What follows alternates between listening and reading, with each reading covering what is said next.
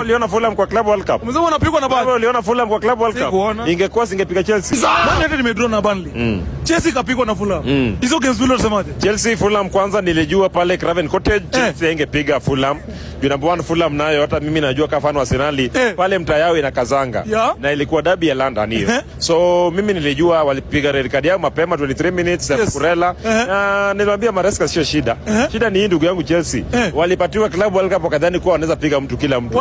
Na haichezwi. So walipewa. Uliona Fulham kwa Club World Cup? Umesema wanapigwa na Burnley. Uliona Fulham kwa Club World Cup? Ingekuwa singepiga Chelsea. Si imeipiga ama hajaipiga? Imeipiga. So kelele ya Club World Cup mnyamaze mwende waambie timu mlicheza nazo. Na mimi najua pale London team ni nyekundu na ni Arsenal. What about Man United versus Burnley? Nimeona bwana pale to be honest Man U pia wamejaribu leo.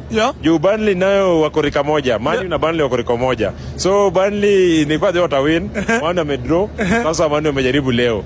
Na Leslie huyo kijana mdogo akuja Arsenal. Tu change tulipatia huyo kijana Carrington huyo. Tulipatia huyo ni tulipatia Heaven. Sasa ule Zidane Hell end product. Hata nikuuliza Mazagara. Zidane anaweza kubali. To switch. Leslie tunataka Leslie yako sawa but hoja tuone. Niliwaambia Man U kuwin ili ni ngumu. Wajaribu wamalize top 10. Niliwaambia top 4 wataonea view sasa. What do you think is the problem that is affecting Chelsea and Man United at the moment? Problem tu ni maplayer. Unaangalia difference ya player vya na behave. Arsenal ukiangalia Arsenal sisi kama mtu mmoja anaenda na ball mbele. Tuna defend watu 6, inarudiliwa hadi chukuliwe. Matimu kama Chelsea na Manchester, players wako sluggish, player yani wana waste. Bana sasa. So you say it's about the character? Yeah, character ya player hizi timu zingine hakuna. Wale Arsenal ukiona vile Gabriel Magalhaes wanasalibu na kaza defense. Huko mbele Saka Gyökeres kina nani wanajituma. Midfield Declan na Muchele. Bana engine ya gari ya Arsenal inasonga. Ukiangalia Man U na Chelsea na nini hawana hiyo character.